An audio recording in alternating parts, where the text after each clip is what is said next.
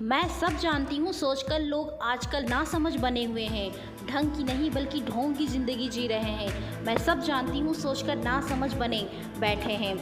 मकड़ी के जाले से भी कमज़ोर है अपनों के सहारे।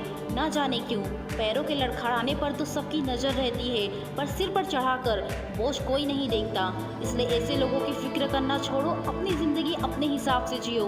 समझदार इंसान का दिमाग चलता है और नासमझ इंसान की ज़बान चलती है। इसलिए खामोशी के साथ अपनी ज़िंदगी को अपने अंदाज में जियो, क्योंकि नींव के पत्थर कभी बोला नहीं करते।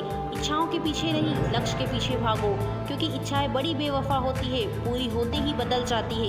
किसी इंसान के पीछे नहीं, अपनी सफलता के पीछे भागो, क्योंकि जान जान कर पुकारने वालों को अक्सर मैंने जान निकालते देखा है। बड़े दिल वाले बनो, लेकिन कभी अपना इस्तेमाल होने मत दो। सबसे प्रेम करो, लेकिन खुद को ठेस लगने कभी मत दो। दूसरों पर विश्वास करो, लेकिन कभी मूर्ख मत बनो। बातें सबकी सुनो, पर अपनी आवाज़ को खोने मत दो।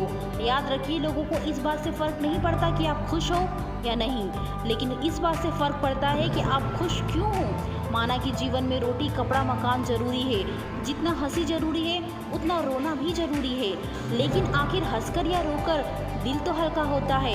लेकिन दुर्भाग्य की बात है, आज हमने रोया और हंसना दोनों ही बंद कर दिया है। यही हमारे दुख का सबसे बड़ा कारण है। अरे ये ज़िंदगी एक अवसर है, श्रेष्ठ बनाने का, श्रेष्ठ करने का और श्रेष्ठ पाने का। इसलिए रोकर या दुखी होकर अपना समय ना गवाए। हर तरफ अंधेरा है, यह शिकायत करने की बजाय अपने आँखों से पट्टी हटाकर देखिए। जिस दिन तुमने यह सोचना छोड़ दिया कि लोग तुम्हारे बारे में क्या सोचेंगे, समझ लो उस दिन से आपने अपनी ज़िंदगी का आनंद लेना शुरू कर दिया। इसलिए ज़िंदगी को भरपूर जियो, पूरा ध्यान केवल मेहनत करने पे लगाओ। आज कमाई से ज़्यादा मेहनत इम्पॉर्टेंट होती है। इम्पॉर्टेंट मेहनत है, मेहनत करोगे तो पाओगे। दिमाग अगर थकने लगे तो काम का बोझ कम कर लो। दिल अगर थकने लगे तो काम बहुत बढ़ा लो। दुख पर ध्यान दोगे तो हमेशा दुखी रहोगे, सुख पर ध्यान दोगे तो हमेशा सुखी रहोगे।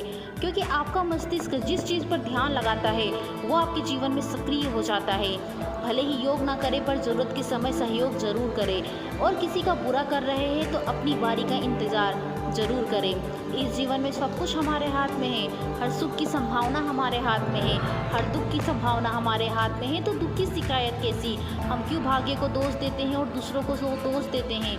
जब सपने हमारे हैं तो मेहनत हमारी होगी, मंजिल हमारी है तो यात्रा हमारी होगी।